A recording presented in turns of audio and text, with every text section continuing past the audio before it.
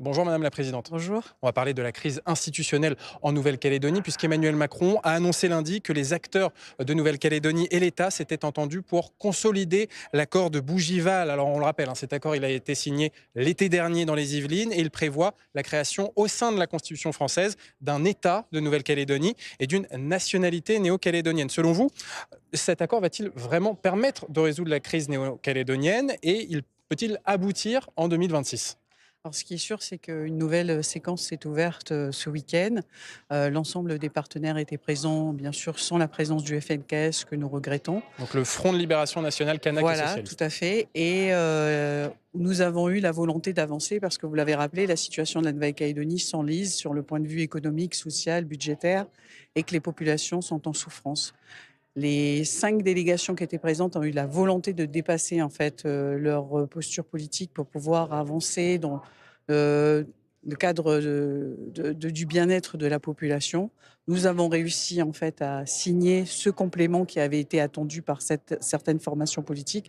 Et aujourd'hui, nous avons fait notre part du job, si je peux reprendre les mots de mon collègue Jean-Pierre Jaiwé. Et maintenant, effectivement, nous demandons à la représentation nationale de soutenir en fait le compromis que nous avons réussi à trouver. On va parler de cet examen, de cette réforme constitutionnelle au Sénat et à l'Assemblée nationale. Mais d'abord, est-ce que cet accord en Nouvelle-Calédonie, il peut aboutir sans la signature du FLNKS, quand même un acteur important dans le Caillou pour les Oui, indépendantistes? oui, je l'ai même moi-même rappelé. Comment on fait? Le consensus et les accords de la Nouvelle-Calédonie ne peuvent pas se faire sans l'un des partenaires, que ce soit du côté des indépendantistes, le FNKS, ou encore les héritiers du RPCR. Force est de constater aujourd'hui qu'ils n'ont pas voulu venir. En tant que présidente du Congrès, je me suis engagée devant le groupe de contact qui nous a reçus aujourd'hui au Sénat de poursuivre le dialogue en arrivant en Nouvelle-Calédonie. L'idée, ce n'est pas un accord contre eux, c'est pour le pays, pour le quotidien des Calédoniens et pour faire avancer les choses. Donc l'idée, c'est que même si ce processus est lancé, c'est au retour en Nouvelle-Calédonie, comment on fait pour les ramener et leur dire qu'en fait, la porte est toujours ouverte. Et comment vous allez faire? Eh ben, le dialogue, la poursuite des discussions et des échanges, essayer de se faire comprendre et pourquoi en fait on a trouvé ces compromis-là.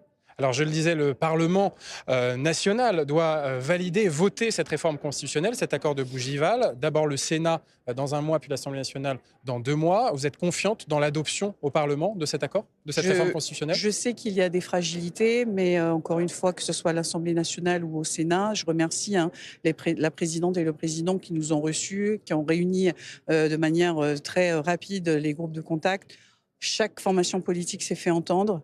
On a demandé simplement de pouvoir poursuivre en fait le travail qu'on a entamé ce week-end. Effectivement, il manque l'UCFA-NKS, mais encore une fois, on s'est engagé en tout cas à dire que le dialogue n'est pas rompu et essayer de les ramener à la table des discussions. Et puis, il y a les questions des citoyens de Nouvelle-Calédonie. Il faudra les consulter sur cet accord pour qu'ils le valident? Oui, le calendrier, donc du coup, va bouger. La consultation est prévue, il me semble, en milieu d'année, juin-juillet.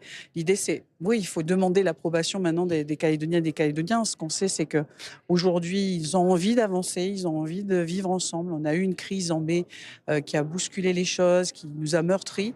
Aujourd'hui, faisons en sorte d'avancer de manière positive et de donner des perspectives à notre jeunesse. Et puis, il y a la question des élections provinciales en Nouvelle-Calédonie qui ont déjà été reportées pour la mise en place de cet accord. Là, elles sont prévues en juin. Est-ce qu'elles peuvent se tenir, selon vous, dans ce calendrier?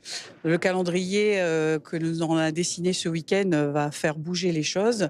Donc, ce qui a été indiqué, c'est que ces élections doivent être reportées une nouvelle fois et doivent se tenir avant la fin de l'année. Il y aura un nouveau report des Je élections vous avoue provinciales. entre vous et moi que c'est un sujet qui sera très difficile parce que la population souhaite qu'on renouvelle nos instances, nous le savons.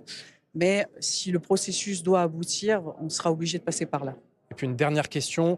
Ce week-end, il a été acté, notamment de la part de l'État, un soutien économique fort à la Nouvelle-Calédonie, notamment pour les usines de nickel, pour les collectivités locales, avec des investissements dans le tissu économique. C'est satisfaisant, ce soutien. Sébastien Lecornu a parlé de plus de 2 milliards d'euros en 5 ans pour le Caillou. Oui, nous sommes satisfaits sur ce point-là parce qu'on a réussi à faire quand même front commun.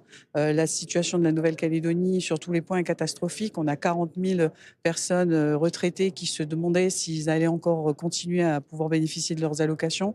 Nous avons eu des garanties et donc pour l'année 2026, en tout cas, la Nouvelle-Calédonie pourra passer le cap et ça sera à nous, responsables politiques calédoniens, de faire aussi le nécessaire pour mettre en place les réformes structurelles qui sont attendues, dont nous savons que les effets arriveront plus tard.